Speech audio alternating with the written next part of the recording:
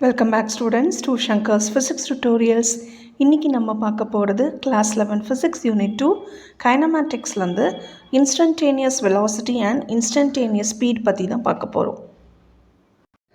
நம்ம ப்ரீவியஸ் வீடியோவில் ஆவரேஜ் வெலாசிட்டினா என்னென்னு பார்த்தோம். ஆவரேஜ் வெலாசிட்டினா என்னென்னு பார்த்தீங்கன்னா, ஒரு ஆப்ஜெக்ட் வந்து எவ்வளோ ஃபாஸ்ட்டாக within the particular time interval move ஆகுது அப்படிங்கிறது தான் ஆவரேஜ் வெலாசிட்டி. மேத்தமெட்டிக்கலாக எப்படி ரெப்ரசன்ட் பண்ணுவோம்? V average is equal to del x by del t. Okay, del t அப்படிங்கிறது change in the time interval, del எக்ஸுங்கிறது சேஞ்ச் இன் த டிஸ்பிளேஸ்மெண்ட். அப்போது displacement versus time graph, அதாவது displacement as a function of time வந்து நம்ம வரையும் பொழுது we will get a graph. அதில் ஒரு பர்டிகுலர் டைம் இன்டர்வலுக்கு அதோட பர்டிகுலர் டிஸ்பிளேஸ்மெண்ட் என்னன்னு கண்டுபிடிச்சு இது ரெண்டுத்துக்குமான slope x versus function of டைமுக்கு நம்ம ஒரு சீக்கண்ட் லைன் வரைஞ்சி அதுக்கு நம்ம ஒரு ஸ்லோப் கண்டுபிடிக்கும் பொழுது this slope del x by del t is going to give the average velocity. இந்த ஆவரேஜ் வெலாசிட்டிக்கு நான் லிமிட்டிங் வேல்யூ செட் பண்ணுறேன். தட் இஸ் இந்த டைம் இன்டர்வல் டெல்டா டி வந்து it becomes very very very small, infinitesimally ஸ்மால்ங்கிறாங்க. Or இந்த delta t வந்து ஜீரோவை அப்ரோச் பண்ணும்போது இந்த limiting value of the average velocity தான் வந்து instantaneous velocity or velocity at an instant அப்படிங்கிறாங்க. அப்போ இது எப்படி எழுதலாம் அப்படின்னு பார்த்தீங்கன்னா, limit delta t approaches 0 del x by del t is equal to dx by dt. அதாவது இந்த ஆவரேஜ் வெலாசிட்டிக்கு நான் லிமிட் செட் பண்ணுறேன் எப்போ அப்படின்னா, அந்த டெல்டா டி வந்து அப்ரோச்சஸ் 0 ஆகும்போது இந்த ஃபங்க்ஷன் வந்து becomes the derivative function, differentiation function அப்படிங்கிறாங்க. dx by dt-ஆக மாறுது. So this is dt. Okay, this is DT. இது கிராஃபிக்கலாக எப்படி நம்ம அப்ரோச் பண்ணலான்னு பார்த்தீங்கன்னா, த டெல்டா டிங்கிறது என்னது? This is the difference in the time interval t2 minus t1. So delta D is equal to t2 minus t1. இந்த t2 மைனஸ் t1 வந்து நம்ம ஜீரோவுக்கு அப்ரோச் பண்ண வைக்கிறோம். தட் மீன்ஸ் இந்த t1ங்கிற ஃபங்க்ஷனில் உங்களுக்கு டிஸ்பிளேஸ்மெண்ட் வந்து p1, இந்த t2ங்கிற டைமில் டிஸ்பிளேஸ்மெண்ட் வந்து p2. இப்போ இந்த t2 மைனஸ் t1, அதாவது இந்த t-யும் சரி இந்த t2வும் சரி க்ளோஸராக அப்ரோச் பண்ணுற மாதிரி கொண்டு வரும்பொழுது எனக்கு வந்து ஒரு பர்டிகுலர் இன்ஸ்டன்ட் ஆஃப் டைமில் என்னால் இன்ஸ்டன்டேனியஸ் வெலாசிட்டியை கண்டுபிடிக்க முடியும். அப்போது instead of finding the slope between 2 points, நான் ஒரு பர்டிகுலர் பாயிண்ட்டுக்கு நான் ஒரு டேஞ்சன்ட் வரைஞ்சேன்னா that particular tangent is going to give the instantaneous velocity or velocity at an instant அப்படிங்கிறாங்க. ஸோ ஸ்லோப் பிட்வீன் 2 பாயிண்ட்ஸ் கண்டுபிடிக்கும் பொழுது for the displacement time graph we will get the average velocity. அதே displacement time கிராஃபுக்கு ஒரு particular பாயிண்டில் நான் வந்து tangent அந்த கர்வுக்கு வரையும் பொழுது that particular thing is going to give the instantaneous வெலாசிட்டிங்கிறாங்க. எப்போனா இந்த டெல்டா டி வந்து ஜீரோவுக்கு அப்ரோச் பண்ணும் பொழுது, அதுதான் வந்து இந்த இன்ஸ்டன்டேனியஸ் வெலாசிட்டியோட கான்செப்ட். இந்த இன்ஸ்டன்டேனியஸ் வெலாசிட்டியுமே as average velocity it is a vector quantity அப்படிங்கிறாங்க. ஸோ வெக்டார் குவான்டிட்டினா it can be both positive and நெகட்டிவாக இருக்கும் அப்படிங்கிறாங்க. இப்போது இந்த ஃபங்க்ஷன் எடுத்துக்கோங்க. Again limit delta x by delta t. Okay, average வெலாசிட்டிக்கு லிமிட் செட் பண்ணுறோம். டெல்டா டி வந்து approaches 0. This becomes the differentiation function of x with respect to time. இப்போ what is this? This is nothing but the velocity. இதை நான் rearrange பண்ணுறேன். Okay, so dx is equal to dt other side கொண்டு போகும்போது this becomes v dt. இப்போது இந்த particular ஃபங்க்ஷனுக்கு நான் இன்டகிரேட் பண்ணுறேன். இந்த ஃபங்க்ஷனை left hand side and right hand சைடை இண்டிவிஜுவலாக நான் இன்டகிரேட் பண்ணுறேன். ஸோ இந்த இன்டகிரல் வந்து runs from x1 to x2 இதோட லிமிட்ஸ்.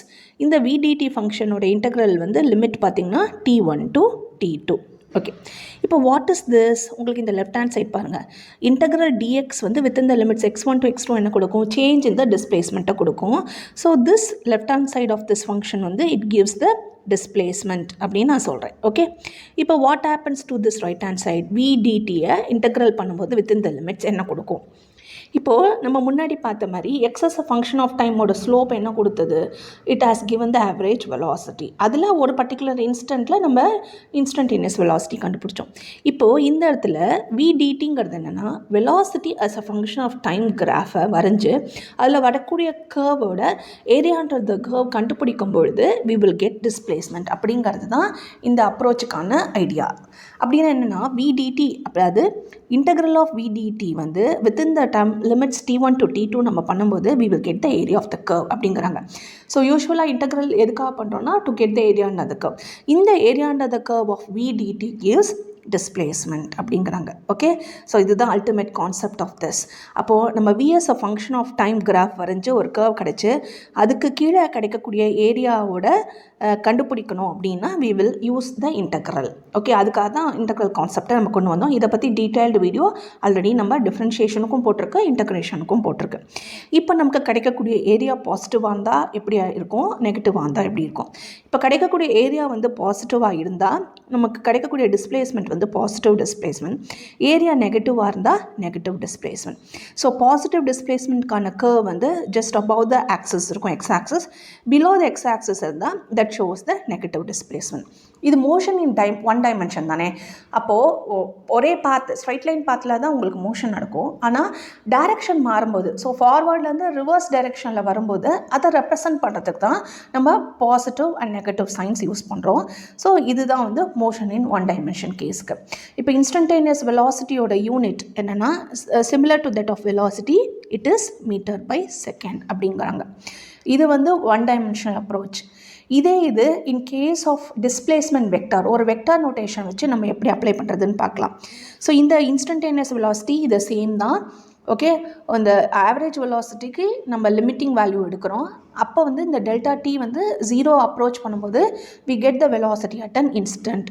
இதை வந்து இன் டேர்ம்ஸ் ஆஃப் டிஸ்பிளேஸ்மெண்ட் வெக்டாரை எப்படி ரெப்ரசன்ட் பண்ண போகிறோம்னு பார்த்தீங்கன்னா limit delta R vector by DT delta t tends to 0 gives dr vector by dt. So இந்த r vectorங்கிறது என்னது? This is nothing but the displacement vector.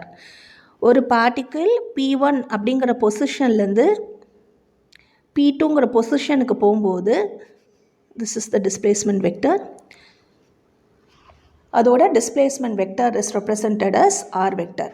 இது அதோட கார்ட்டீசியன் கோஆர்டினேட் சிஸ்டம் எப்படி எழுதணும்னா கார்ட்டீசியன் கோஆர்டினேட்ஸ் வந்து xi cap plus yj cap plus zk cap. இந்த i cap, j cap, k cap எல்லாமே என்னது? These are the unit vectors which is going to give the direction.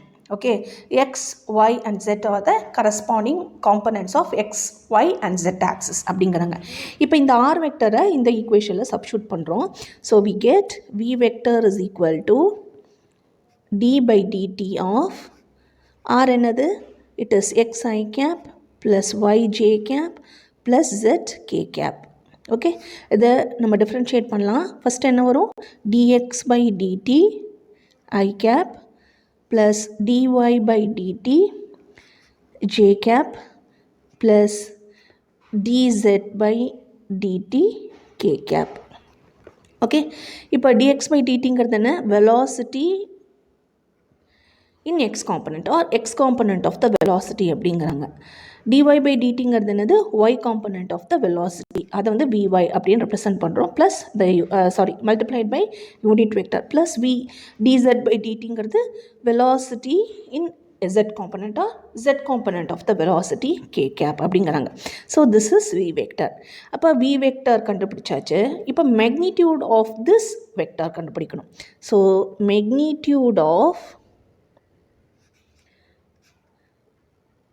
magnitude of v vector is going to give instantaneous speed அப்படிங்கிறாங்க. Okay, நம்ம instantaneous velocity பார்த்த மாதிரி this magnitude of the vector is going to give the instantaneous speed. So இந்த instantaneous ஸ்பீடுனாலே உங்களுக்கு positive scalar quantity. So அதனால் it is a scalar quantity. இதோட unit ஒன்றும் it is metre by second. ஓகேவா? So இந்த v வெக்டரோட magnitude என்னது? So within the square root vx square plus vx vy square plus vz square.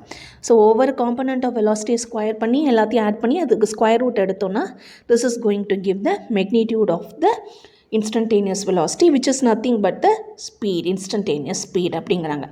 So வெலாசிட்டியோட magnitude of the velocity தான் உங்களுக்கு it is going to give the instantaneous speed அப்படிங்கிறாங்க. So instantaneous ஸ்பீடும் instantaneous velocity எப்படி differ ஆகுதுன்னா, magnitude is going to remain the same, only the டைரக்ஷனில் வந்து scalar குவான்டிட்டியில் ஆப்சென்ட்டாக இருக்கும். ஸோ இன்ஸ்டன்டேனியஸ் ஸ்பீடில் நம்ம டைரக்ஷன் ஆஃப் த ஸ்பீடை வந்து நம்ம ஸ்பெசிஃபை பண்ண முடியாது. நம்ம டைரக்ஷனை ஸ்பெசிஃபை பண்ணால் it becomes the velocity, speed becomes the velocity அப்படிங்கிறாங்க. ஓகே, ஹோப் இந்த வீடியோ உங்களுக்கு ஹெல்ப்ஃபுல்லாக இருக்கும்னு நினைக்கிறேன். தேங்க்யூ ஃபார் வாட்சிங் this video. Keep supporting Shankar's physics tutorials.